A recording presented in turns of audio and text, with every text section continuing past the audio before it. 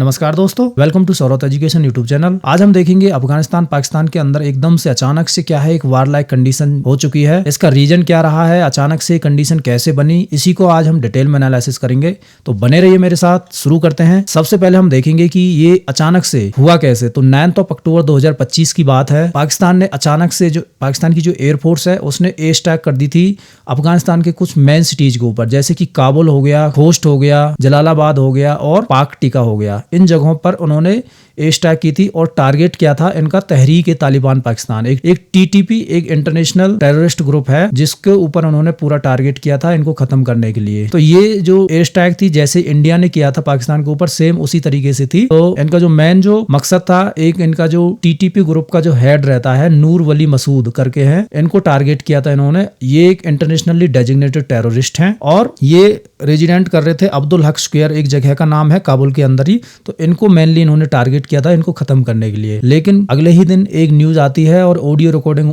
होती है, ये एक अनवेरिफाइड ऑडियो रिकॉर्डिंग है। तो उसमें बताया गया कि ये जो जिसके ऊपर उन्होंने टारगेट किया था नूर वली मसूद, ये अभी भी जिंदा है। इसी एयर स्ट्राइक की वजह से अफगानिस्तान ने रिटेलिएट किया है।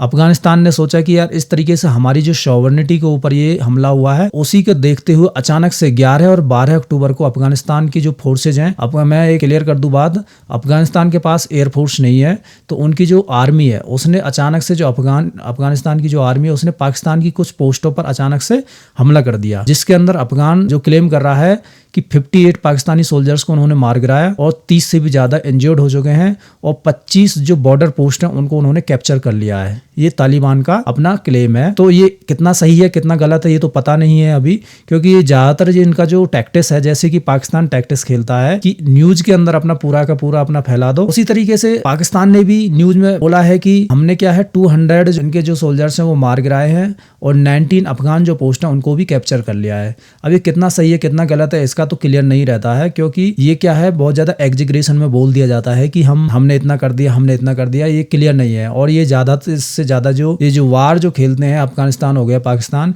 ये क्या सोशल मीडिया के ऊपर वार खेलते हैं, ये लड़ाई लड़ते हैं सोशल मीडिया के ऊपर। तो सोशल मीडिया के ऊपर इस तरीके की जो ये है अपने क्लेम बता रहे हैं कि हमने इतने लोगों को मार दिया, हमने इतने को मार दिया, लेकिन क्लियर किसी का भी नहीं पता है। लेकिन हुआ तो है, क्योंकि अफगान को हम क्लियर बता सकते हैं कि जो पाकिस्तानी जो सोल्जर्स थे वो बिल्कुल भी रेडी नहीं थे। उसी पीरियड में अचानक से उनके ऊपर हमला होता है। तो ये हो सकता है कि 58 जो पाकिस्तानी सोल्जर्स हो सकता है कि मारे गए हों। तो ये तो अभी क्लियर नहीं है। तो इसी तरीके से ये 2 दिन तक वार चलता है और 12 अक्टूबर को ये सीज फायर कर दिया जाता है कि अभी दोनों जो कंट्रीज के बीच में कोई भी लड़ाई नहीं होगी। लेकिन ये बात यहीं पे नहीं रुकती है, आगे भी 12 अक्टूबर के बाद भी क्या है 13 अक्टूबर को पाकिस्तानी ड्रोन्स ने स्ट्राइक कर दिया था, जिसके अंदर जो बालडाक डिस्ट्रिक्ट है कांधार प्रोविंस के अंदर, उसके अंदर क्या है 19 से भी ऊपर जो अफगानी पर्सनल्स को मारा गया है। उसके अंदर जो सिविलियंस थे उनको मारा गया। तो 13 अक्टूबर को ये हुआ है एयर स्ट्राइक, अगेन एक ड्रोन के हेल्प से। वहीं 14 अक्टूबर को फिर से 14 और 15 अक्टूबर को दोनों तरफ से लड़ाई चलती रही है, जिसके अंदर जो अफगानिस्तान की फोर्सेज हैं और टीटीपी जो फोर्सेज है वो दोनों मिलके पाकिस्तान की जो फोर्सेज हैं उनके साथ लड़ाई लड़ रहे हैं। तो इस तरीके से कंटिन्यू वार चलता जा रहा है। वही पता चलेगा, देखना होगा कि ये कब खत्म होता है। वहीं इसके बैकग्राउंड की अगर बात करें तो इसका जो पीछे का बैकग्राउंड, जैसा कि मैंने अभी बताया, जो एयर स्ट्राइक हुई थी तहरीक-ए-तालिबान पाकिस्तान, ये एक मिलिटेंट ग्रुप है और ये बेस्ड है अफगानिस्तान के अंदर। और इनका मेन जो काम है, जो मतलब मेन जो इसका जो टारगेट है वो है पाकिस्तान के ऊपर अटैक करना। इसी के ऊपर क्या है पूरा का पूरा लड़ाई है कि ये पाकिस्तान बोल रहा है कि हमने क्या है टीपीपी जो ग्रुप है इसको खत्म करने के लिए अपना जो स्ट्राइक किया था।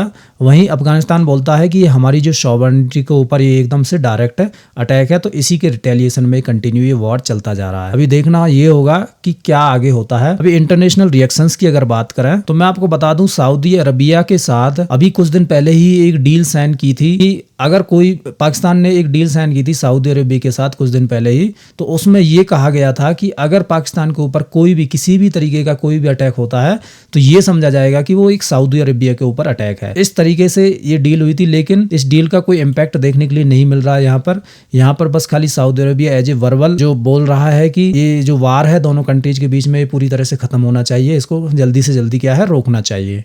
वहीं ईरान का भी सेम स्टांस है कि रीजन के अंदर क्या है एक पीस एंड स्टेबिलिटी होनी चाहिए और इसको जल्दी से जल्दी इसको रोकना चाहिए। वहीं कतर भी यही बोलता है और रसिया का भी यही स्टांस है। वही यूनाइटेड स्टेट्स हैं, जो डोनाल्ड ट्रंप, आपको मैं बता दूं, वो बोल रहे हैं कि वो अभी फिलहाल इजराइल के दौरे पर हैं। उसी पीरियड में ये बोल रहे हैं कि मैं पहले वहां से आऊंगा, उसके बाद मैं अभी जो सिचुएशन को क्या है देख रहा हूँ, मॉनिटर कर रहा हूँ, और उसके बाद मैं मीडिएट करूंगा दोनों कंट्रीज के बीच में और इसकी लड़ाई को भी क्या है पूरी तरह से रोकना चाहूंगा। तो इस तरीके से जो यूनाइटेड स्टेट्स की तरफ से एक स्टेटमेंट आया है। तो इस आर्टिकल में अभी इतना ही है, आगे कोई भी डेवलपमेंट होगा तो मैं जरूर लेके आऊंगा। Thank you for watching. जय हिंद, जय भारत।